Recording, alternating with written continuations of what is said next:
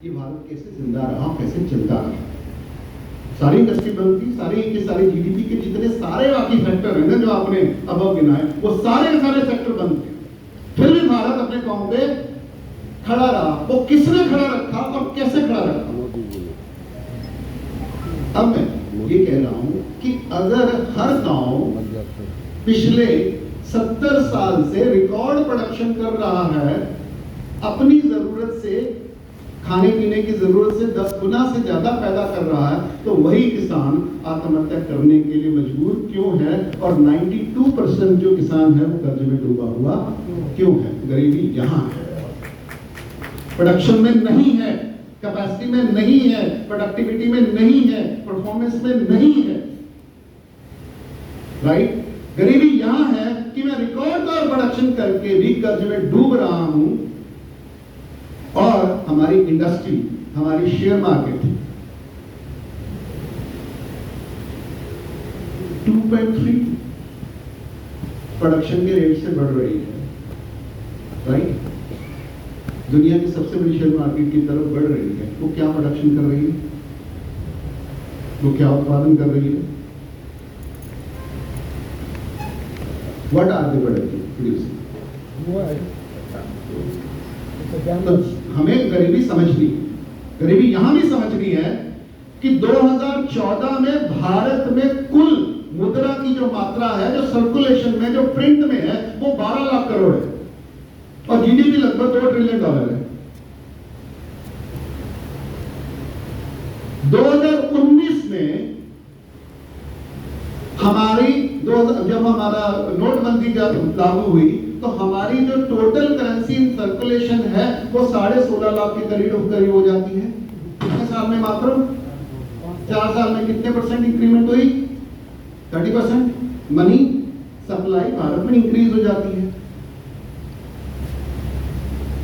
तो जीडीपी भी 30% इंक्रीज हो जानी चाहिए। अगर मैं एक भी नई वस्तु का उत्पादन नहीं करता, सिर्फ पैसे की मात्रा बढ़ा देता हूं, प्राइसेस बढ़ा देता हूं, तो मेरी जीडीपी ऑलरेडी 30%, सिर्फ कोई भी उत्पादन किए बिना 30% बढ़ जाती है। आज भारत में 2012 में 12 लाख करोड़ की करेंसी है, आज भारत में 38 लाख करोड़ की करेंसी है। कितने टाइम बढ़ गई? 3 गुना।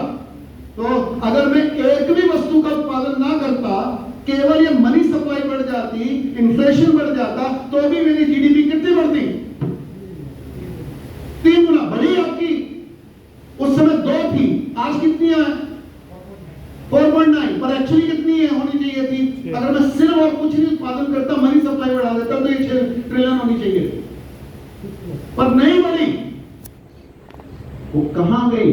वो 1.5 ट्रिलियन जो बढ़नी चाहिए थी, वो आपके जेब से कम हो गई। किसी भी किसान से पूछ लीजिए, किसी भी दुकानदार से पूछ लीजिए, किसी भी व्यक्ति से पूछ लीजिए, ये सर्विस सेक्टर वालों को छोड़ के बाकी सारे के सारे लोगों की इनकम में 30% का गिरावट आई है।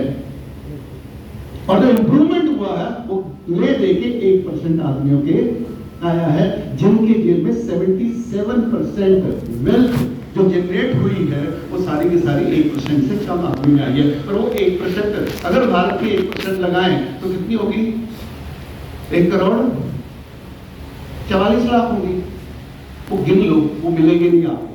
वो एक्सेल में 1% बोल दिए जाते हैं, वो लेस देन 1% हो जाती है। मैं गिनती में करूंगा तो वो 100 भारतीय हैं जिनकी इनकम बढ़ी है, बाकी सारे के सारे स्ट्रगल में है।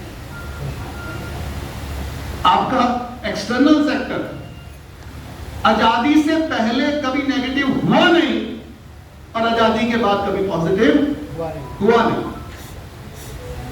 इस समय कंसिस्टेंटली -16% आप ज्यादा इंपोर्ट कर रहे हैं एक्सपोर्ट से, और आपके पास कोई प्रोडक्ट नहीं है।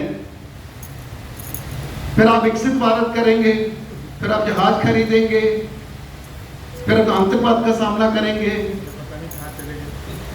तो मैं कह रहा हूं, जो गरीबी को समझना है, तो गरीबी को इन सारी समस्याओं के सामने खुल के समझना पड़ेगा। ठीक है? सबसे बड़ी जो गरीबी है वो ये है कि मैं आपसे गरीबी के आंकड़ों के बारे में दृष्टिगोचर कर रहा हूं, थोड़ा गहराई में डूबने की जरूरत है। भारत ने जो 38 लाख करोड़ की करेंसी जो छापी, 12 लाख से 38 के करीब में 24 लाख आ रही, वो 24 लाख की करेंसी छापने के लिए रिजर्व बैंक ऑफ इंडिया के पास आधार कहां से आया? उनके पास एसेट कहां से आया? वो एसेट क्या है? किसके आधार पर छापा? Do they have the asset?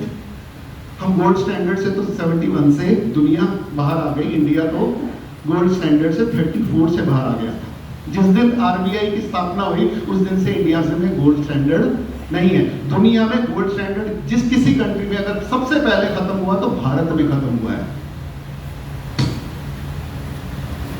1934 में जब इंडिया में आरबीआई बना तो उस समय भारत गोल्ड स्टैंडर्ड पे था, यानी बैंकों में जितना पैसा छापा गया उतना गोल्ड हमारे पास स्टोर में था।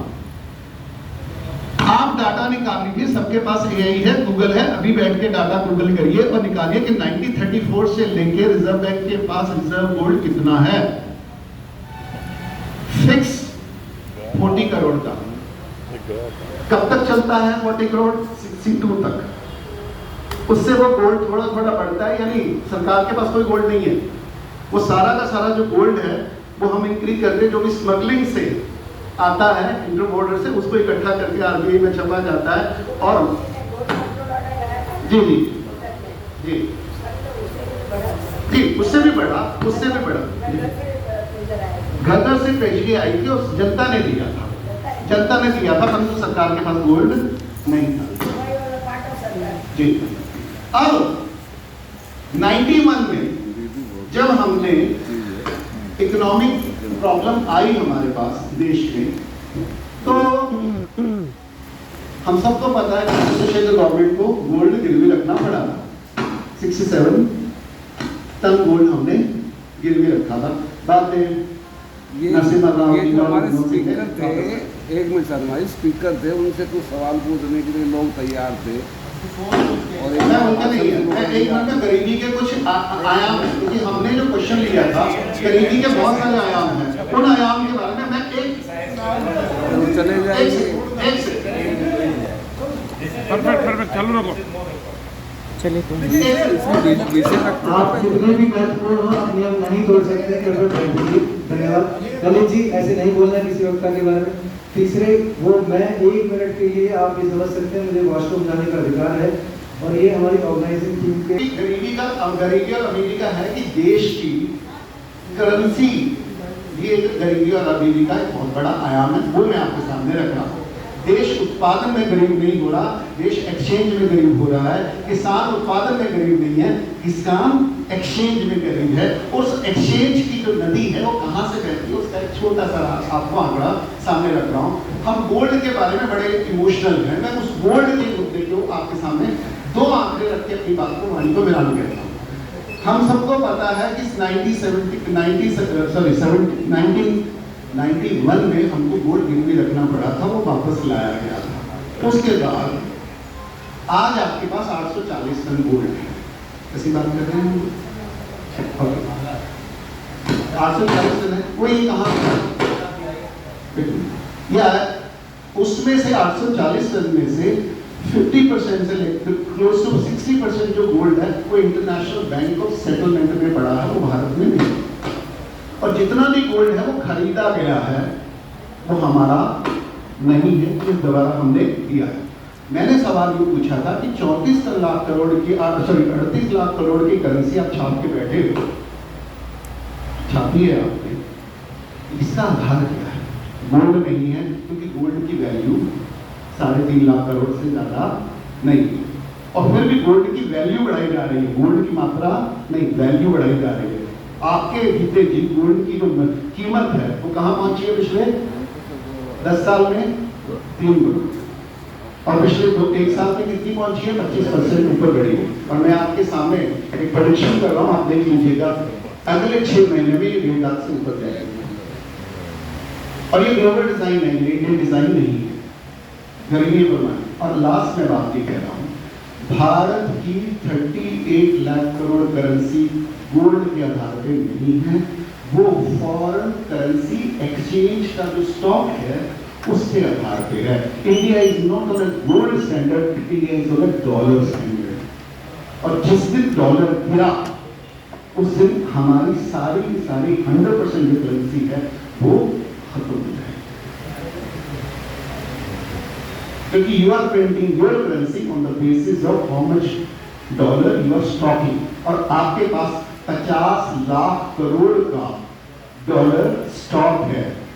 सवाल आपको पूछना चाहिए वो 50 लाख करोड़ का डॉलर आपके पास आया कहां से, जबकि आपका इंपोर्ट एक्सपोर्ट आजादी के बाद से 16% माइनस में है ईयर आफ्टर ईयर। क्वेश्चन